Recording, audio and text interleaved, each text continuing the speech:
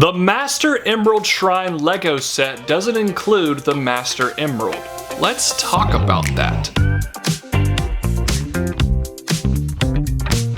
Hello everybody, the Brickologist here with another LEGO Sonic the Hedgehog set review. Today we have set number 76998, Knuckles and the Master Emerald Shrine. This set retails for about $35 US, contains 325 pieces, and I got my copy at my local Target. Here is a front look at your box. The back of the box showcases some of the play features included with this set. This set includes one instruction manual with 83 pages of building, and there is one big advertisement at the back for all the 2024 Sonic the Hedgehog sets. I reviewed all the other sets here besides the boat one. Do you guys want to see a video about that set? I haven't bought it yet. Frankly, it looks kind of bad to me, but if you want to see it, I might get it. Here is the completed set itself. You get 3 main builds alongside 2 minifigures. Let's look at those characters here first. The first minifigure included here is Amy, who appears to be exactly the same as the version we saw last year, which is kind of disappointing. I would have loved to have seen some variation maybe with her expression, but it is still an incredibly well-designed figure. The molded head, the skirt piece, everything about this figure just comes together. She looks great from the back as well. Actually has one of the better back printings from this entire theme. Amy, still a great figure, albeit not exclusive. Figure numero dos here is Knuckles, who we already saw earlier in 2024 for the first time ever as a LEGO minifigure, and this one is slightly different. He has a different facial expression, looking a little bit more aggressive and angry here, which is very fitting for the character, and I think this Knuckles minifigure is just perfect. The gloves look great, all the printing, the back print, the molded head. What a spectacular looking LEGO minifigure. The first build we'll take a closer look at here is a named villain character, and that is Egg Robo, which appears to be like its appearance from Sonic Generations, and I quite like the printed dome piece here, and actually if you lift that up, there is a fun surprise. Lift that up to reveal Picky the Pig, which is an absolutely adorable piece underneath there, one of the highlights of this set. The rest of Egg Robo's design here I think looks pretty good. There is a stud shooter on this arm. I think all of you know how that works. It's a pretty effective firing mechanism. The other arm has a nice fist piece, which makes it look like it can go toe-to-toe with Knuckles. The legs are relatively plain, but they get the job done nicely enough. And finally, for this build, there is a jetpack back here that actually has some decent articulation, and speaking of articulation, they use Mixel ball joints all throughout this build,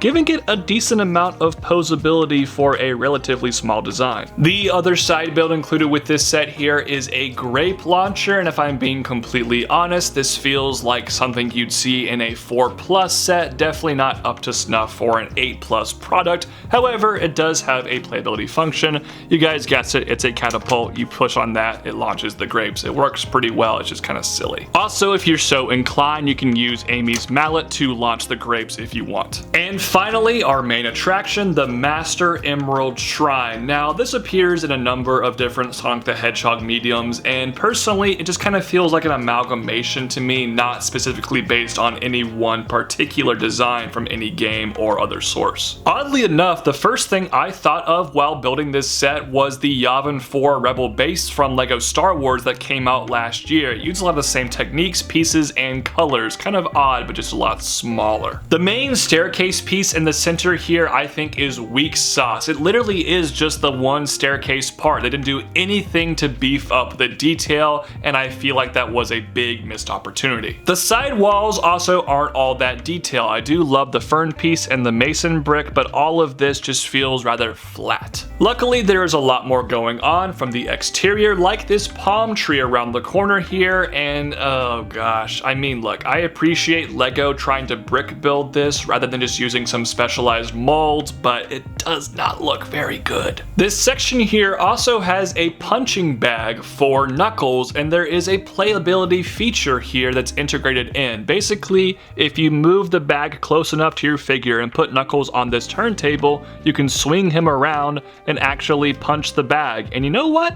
it kind of works. It tends to go out of place pretty quickly, but you do get a few decent punches in. It actually simulates this action fairly well. I'm kind of impressed with that. The flip side of the shrine is the complete opposite of a punching bag. There's a small little vineyard where they're growing a vine with some grapes, which is kind of fun and obviously serves a purpose with the catapult. We'll take a closer look at the top of this build last, but in the meantime, let's flip this around to reveal the interior. There is a brown crate off to the side that has absolutely nothing inside of it. You have a bed here for Knuckles made out of a tree stump. I think that's a pretty cool little design, and he does fit on there a little bit tightly. And you also have a bedside table with a printed Chaos Cola can. That is fantastic. What a great reference. Also, the bed can be removed and reveals not much, just a gaping hole, but that is kind of a play feature, I guess. Finally, for this build, let's look at the shrine itself for the Master Emerald. You do have Chaos Emeralds surrounding it in kind of these Greco-Roman style columns. I like that quite a bit. And the Master Emerald goes right there if you own it. Yeah, that's right, it's not included with this set. Now, fortunately for this review, I did purchase the Knuckles mech set that came out earlier this year in January, so I do have the Master Emerald to put atop its own shrine, and yeah, it does look pretty cool up there. But it's absolutely wild to me they don't actually include the Master Emerald in a set called Master Emerald Shrine. More on that in the final verdict of this review. So there you have it, the LEGO Sonic the Hedgehog Knuckles and the Master Emerald Shrine set. Before I say anything negative, I want to acknowledge the best part about this set, and that's oddly the thing that's usually the thing I complain about the most in these reviews, and that is the price. This set is a good deal. 325 pieces for $35 is nearly 10 cents a piece, but there are some specialized molds, there's some nice prints, there's some big pieces. I actually think this is a good deal, especially in 2024. Also, the play value here is pretty decent, and I definitely think younger builders will get a kick out of this set, and even me, a 27-year-old man, actually kind of enjoyed the punching bag feature. But that brings us into the negatives of this set. First off, the minifigures here, while they are fantastically designed, are not super interesting because they come in other sets. I guess it's the cheapest way to get Amy, and Knuckles does have a slightly different facial expression, but there's no completely exclusive character here, and that hurts the set overall. But even worse than that is the fact that there is no Master Emerald included with this set. I cannot think of another instance where the titular item of the set doesn't actually come in the set. Imagine if Jedi Bob Starfighter did not include Jedi Bob. It is so wild to me